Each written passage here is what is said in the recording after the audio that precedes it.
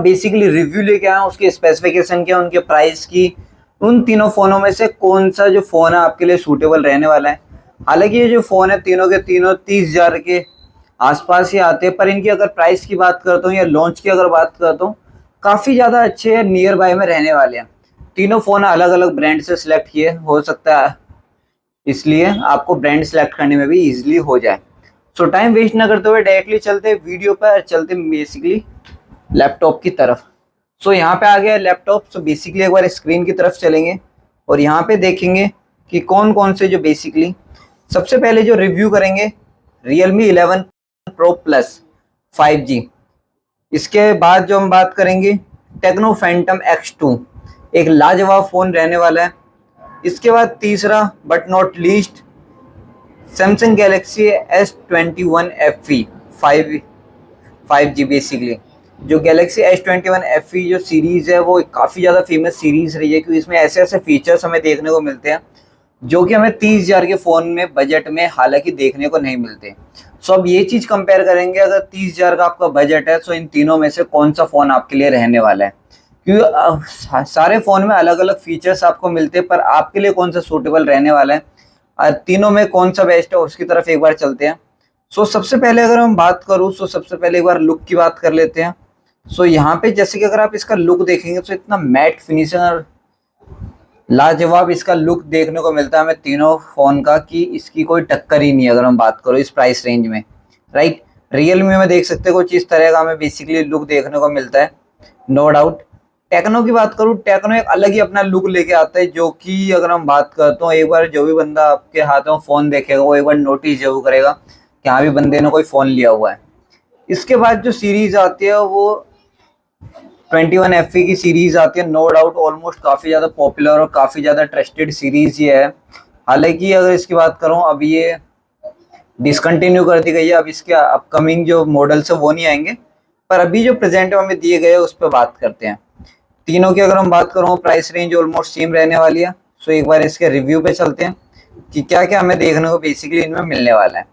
सो display से start करेंगे।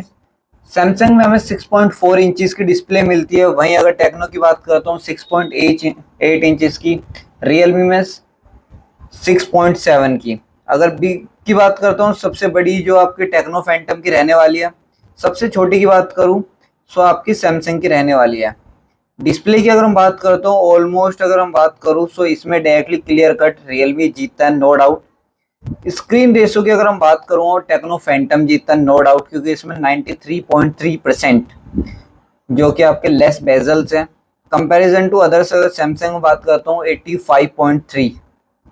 Storage की अगर हम बात करो, स्टोरेज में रियलमी और जो फैंटम है दोनों के इक्वल मिलती है। इनका जो बेस वेरिएंट है 256 GB से स्टार्ट होता है। अगर CPU क्लॉक प्रोसेसर की अगर हम बात करता हूँ, इसमें टेक्नो फैंटम क्लियर कट जीतता है। 3.05 गीगाहर्ट्ज का प्रोसेसर बेसिकली इसमें यूज़ किया गया है। और इन तीनों की अगर हम बात करें तो तीनों अपने अपनी फील्ड में काफ़ी अच्छे प्रोसेसर ये है। मेन कैमरा पे एक बार चलते हैं। सैमसंग में आपको जो इसमें ट्रिपल कैमरा सेटअप मिलता है, बेसिकली तीनों में आपको ट्रिपल कैमरा सेटअप मिलता है, पर रेयर कैमरे की अगर हम बात करता हूँ सैमसंग में, तो इसमें 12 मेगापिक्सल प्लस 8 मेगापिक्सल। वहीं अगर मैं टेक्नो फैंटम बात करता हूँ तो 64 मेगापिक्सल, 13 मेगापिक्सल और 2 मेगापिक्सल ये मिलता है। पर वहीं रियलमी में अगर बात करता हूँ 200 मेगापिक्सल का आपको कैमरा मिलता है।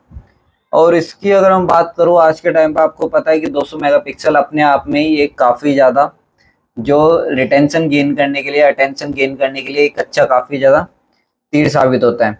वेट में बात करूँ, no doubt Samsung clear cut इसमें जीता है। 177 ग्राम इसका बेसिकली वेट रहने वाला है। थिकनेस के मामले में बात करूँ, अगेन सैमसंग को वोट जाती है।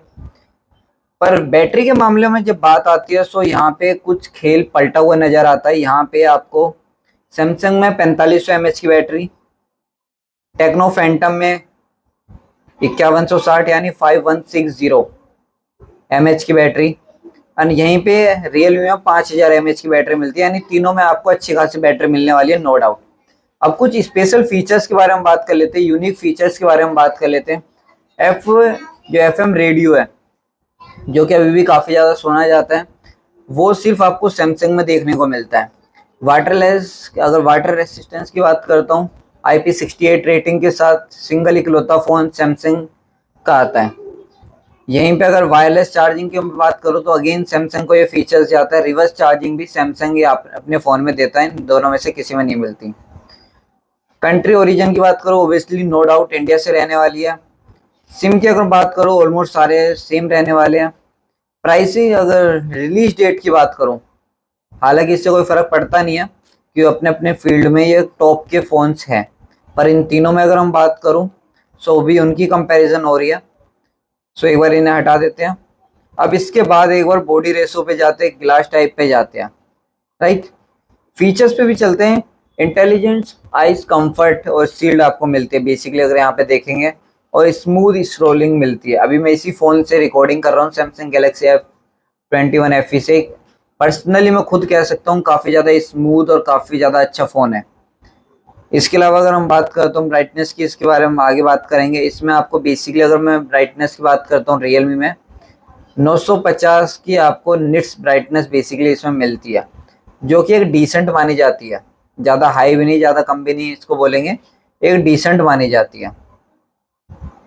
और एक और चीज़ अगर मैं आपको बता दूं, वर्चुअल रैम इस वक्त काफ़ी ज़्यादा ट्रेंड में आ रखी है, जो कि टेक्नो और हमें रियलमी में देखने को मिलती है। टेक्नो में 5 GB की एक्सटर्नल जो वर्चुअल रैम है हम बढ़ा सकते हैं, पर वहीं रियलमी में हमारी 8 GB एक्सटेंड हो जाती है। सो इसका मीन 16 GB वो बेसिकली बन सकता है। इसके अलावा अगर और कुछ हम बात करता हूँ, सो यहाँ पे जैसे कि आप देख सकते हैं ब्लूटूथ कनेक्टिविटी, एंड तीनों के तीनों ये 5G फ़ोन रहने वाले हैं। IP रेटिंग जैसे कि मैंने भी आपको बताया था कि सिर्फ आपको सैमसंग में देखने को मिलती है। रेयर कैमरा मैं ऑलरेडी बता चुका हूँ, आई डोंट थिंक सो दोबारा बताने की ज़रूरत है। एक बार इसकी वीडियो रिकॉर्डिंग कितने तक सपोर्ट करता है उसके बारे में और बात कर लेते हैं। सो यहाँ पे जो तीनों फ़ोन है 4K को सपोर्ट करते हैं। फ्रंट में अगर हम बात करता हूँ तो तीनों फ़ोन में हमें 32 मेगापिक्सल का कैमरा मिलता है, पंच होल कैमरा है बेसिकली। और इसके अलावा टेक्नो फैंटम में आपको डुअल LED फ्लैश देखने को मिलेगा, जो कि एक one of the best features माना जाता है सेल्फी पर्पज से, राइट। फ्रंट रिकॉर्डिंग से एक और चीज़ मैं आपको बता दूं, फ्रंट से अगर आप रिकॉर्डिंग करते हैं, सेल्फ ब्लॉगिंग करते हैं और कुछ करते हैं, सो उस सिनेरियो में मैं पर्सनली आपको सैमसंग सजेस्ट करना चाहूँगा कि 4K को ये सपोर्ट करता है फर्स्ट फ्रंट कैमरे से भी। एंड्रॉयड की अगर हम बात करता हूँ कौन से वर्जन के साथ आता है, सो यहाँ पे जैसे कि आप देख सकते हैं इसमें क्लियर कट आपका रियलमी जीत रहा है। और बाकी अगर मैं CPU की बात करता हूँ या चिपसेट की अगर हम बात करता हूँ, तीनों के अपने अपने जो बेस्ट प्रोसेसर इसमें लगे हुए हैं। सैमसंग में हाइनोस 2100 है। इन्फिनिटी की अगर हम बात करता हूँ, मीन्स टेक्नो फैंटम की अगर हम बात करता हूँ, मीडियाटेक डेंसिटी 9000 है। अगेन अगर मैं इसकी बात करता हूँ इसमें रियलमी में, सो रियलमी कहीं ना कहीं अपने चिपसेट के मामले में लैक होता है, पीछे पिछड़ जाता है। क्योंकि अगर आप इन दोनों में कंपेयर करते हैं टेक्नो फैंटम और रियलमी में, तो टेक्नो फैंटम को ज़्यादा पॉइंट जाता है। अपार्ट ऑफ दिस प्रोसेसर की मैं ऑलरेडी आपको बता चुका हूँ कि टेक्नो फैंटम में आपको काफ़ी अच्छा प्रोसेसर देखने को मिलता है, पर जब आप यहीं ग्राउंड लेवल पे आते हैं तो चीज़ें थोड़ी बदली हुई नज़र आती है। वहाँ पे आपका सैमसंग जीतते हुए नज़र आता है थोड़ा बहुत। बाकी सारी चीज़ आई डोंट थिंक सो कि मुझे बताने की ज़रूरत है। बस एक बार फास्ट चार्जिंग के बारे में मैं आपको बता देता हूँ कि आपको सैमसंग में 25 जो फास्ट चार्जिंग का सपोर्ट आपको मिलता है। वहीं अगर हम बात करता हूँ टेक्नो फैंटम में, इसमें 45 वोट का फास्ट चार्जर है। पर यहीं रियलमी में थोड़ी जो कहानी है वो बदल जाती है। 1000 वोट का चार्जर, सॉरी नॉट 1000, जो 100 वोट का जो चार्जर है वो 100 वोट तक ये सपोर्ट करता है। सो आप खुद देख सकते हैं, राइट। सो अब इसका बेसिकली डिस्कशन की अगर हम बात करता हूँ कौन से क्लियर कट इसमें जीता है, ओवरऑल अगर आप जाते हैं, राइट, सो यहाँ पे रियलमी आपको दिखेगा। पर अगर आपको काफ़ी अच्छी चीज़ें चाहिए, आपको IP रेटिंग से आपको फ़र्क पड़ता है, वायरलेस चार्जिंग से आपको फ़र्क पड़ता है, या फिर एक ट्रस्ट के साथ आप जुड़ना चाहते हैं, एक ब्रांड के साथ जुड़ना चाहते हैं, तो आप सैमसंग के साथ जा सकते हैं। नो डाउट इसमें जो लैकिंग इशू है ऑलमोस्ट ख़त्म कर दिए गए हैं। जो लैकिंग के जो इशू है इसमें अभी तक ख़त्म कर दिए गए हैं। सो वेबसाइट के अकॉर्डिंगली इसमें जो फर्स्ट रैंकिंग रियलमी को दी गई है, पर पर्सनल एक्सपीरियंस की बात करूँ, मैंने ऑलमोस्ट दोनों फ़ोन ये यूज़ किए हुए, सैमसंग और रियलमी।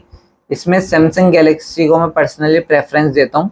सो आप उस पर जा सकते हैं, बाकी आपकी पर्सनल चॉइस होती है। मैं फीचर्स ऑलरेडी तीनों के बता चुका हूँ। सो मैं मिलूँगा एक नई वीडियो, नई इन्फॉर्मेशन, नए अपडेट के साथ। अभी के लिए लूँगा आपसे अलविदा।